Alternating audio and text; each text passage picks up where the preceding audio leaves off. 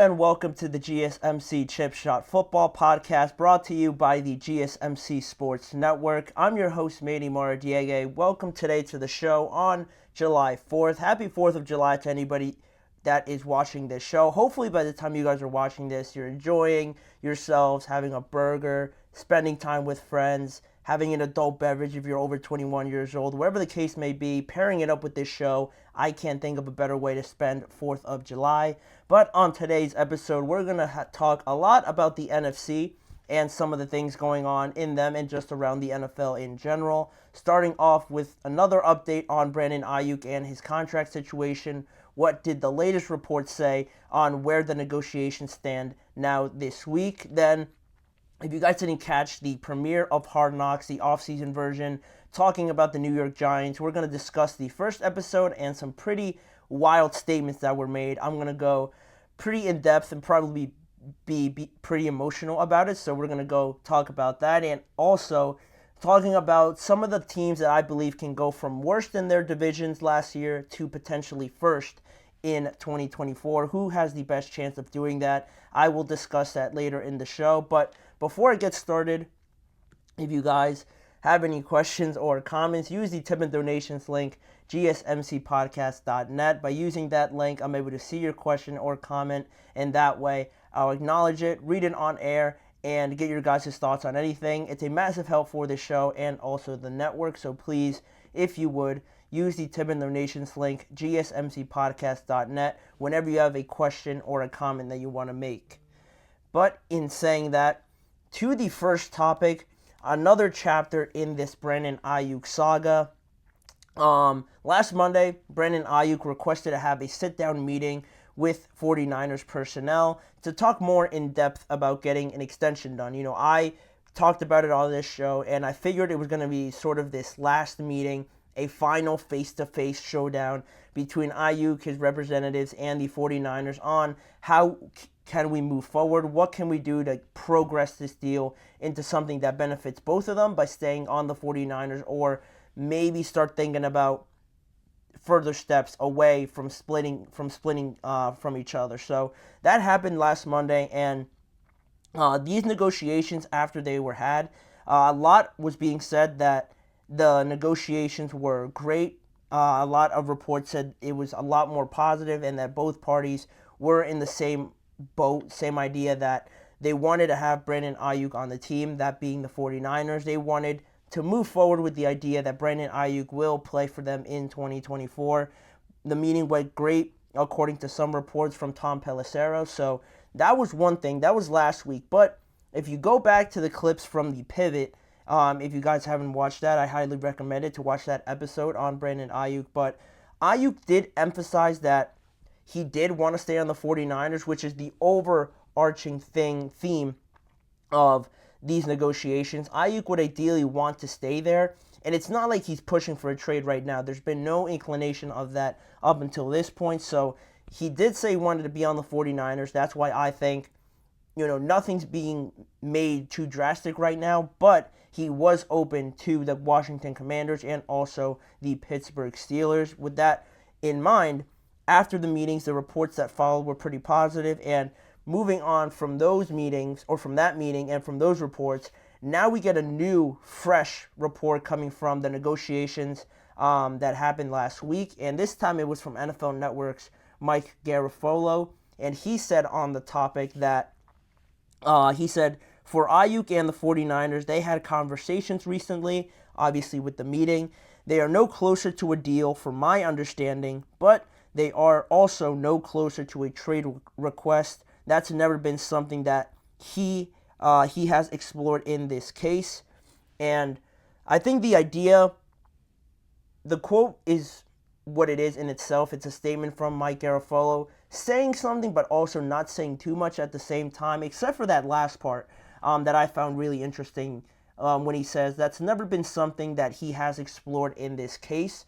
I think he should have added yet at the end of that, because it goes back to the point I made about his first choice. Brandon Aiyuk's first choice is to stay on the 49ers, and there still is a good amount of time in this offseason before we even start training camp, and then all that period that you have with training camp as well.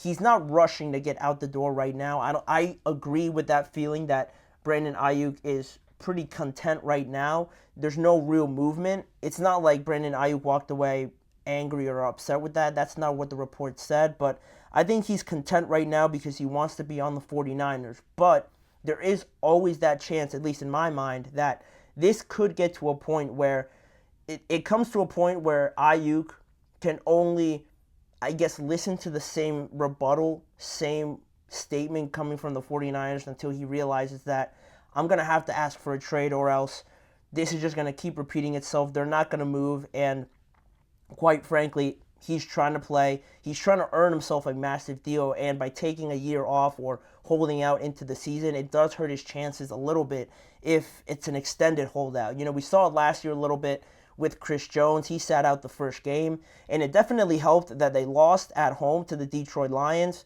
They gave him that massive deal right after that, but I'm not saying it's going to get to that point right now just based on what we're seeing, but again, I think he should have added yet to the end of that statement because I believe it can get to that, but there's no real hurry yet from Aiyuk, it seems, to get to that point.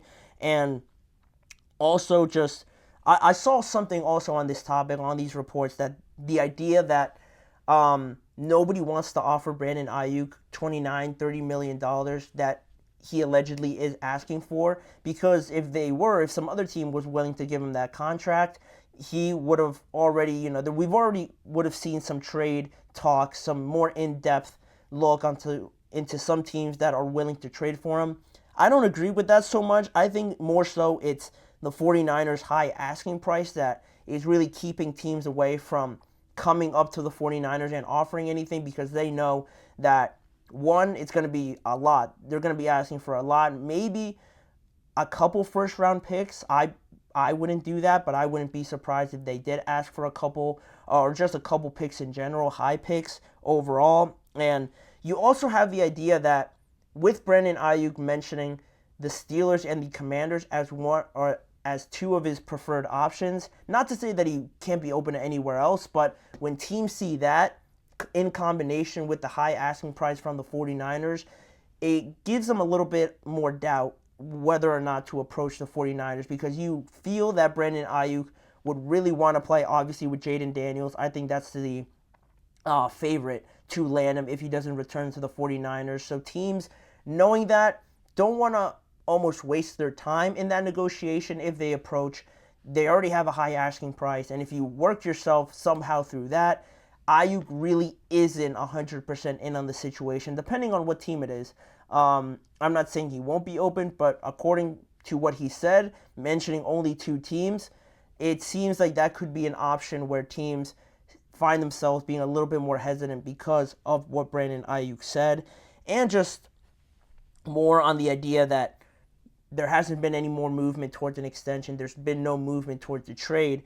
To go off of that last point, my initial thoughts went to the fact that he only named two teams on the point of being traded. So with there only being two teams, not too much movement around those two teams, because they already know they're the preferred destination, so they don't have to rush to the door to beat other teams. To go along with what I just said, other teams like the Jaguars or the Bills or the Patriots, teams that need wide receivers, might not be so inclined to approach them, and the Commanders and the Steelers might not be so hurried to go and approach the 49ers, because they know Aiyuk wants to be there, and they could be a potential trading partner later on when the 49ers are starting to get annoyed, there's no compromise being made, and Aiyuk is really adamant, potentially, I'm not saying that I believe he will be, but that could be an option later on, that Aiyuk is holding out, and he will continue to hold out until they trade him. So you don't want it to get to that point. That's a very ugly situation, and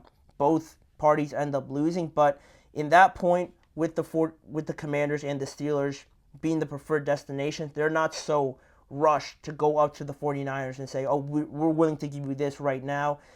That's not how it works right now. They're going to have more leverage the longer they wait, and if this situation does get ugly, it only benefits the Commanders and the Steelers later on. But right now, another stalemate. It's going to stall for a while now. I didn't expect it to come out this way. I thought once the positive meetings were coming from last Monday's meeting. I felt that we were going to see just more reports saying that, oh, they're close, it could happen this week. But really nothing happened, just more of the same. And I don't know how Aiyuk's feeling right now. I'm sure he adamantly feels he should get that money, and it's hard to argue against the fact that he should, just based on the fact that he is most likely the 49ers' most pure elite wide receiver, just on wide receiver skills. Not so much like Debo, because Debo is everywhere, but he brings that to the 49ers offense, and he's also coming off a great year as well. It's hard to argue against them from that point of view, but the 49ers also have to think long term. They're going to have to pay Brock Purdy. They just gave an extension to Debo Samuel, an extension to Christian McCaffrey. They re-signed Juwan Jennings. They're walking on eggshells right now. Everything is very calculated. Everything is very sensitive right now on how they move forward with this, but I'm probably going to update it whenever something else comes out. So for right now, that's the latest update on Brandon Aiyuk and the 49ers. And in saying that, we're going to take a break. That'll be all for that segment. And when we return after our first commercial break, we're going to come back and talk about the premiere of Hard Knocks, the off-season version. The Giants are the team focused on for this entire documentary. And in the first episode, there was a lot of interesting quotes made, in particular about Daniel Jones and how the Giants are approaching him in 2024. Very controversial. I'm going to talk a lot about it. So when we return, we're going to touch on that topic. So don't go anywhere.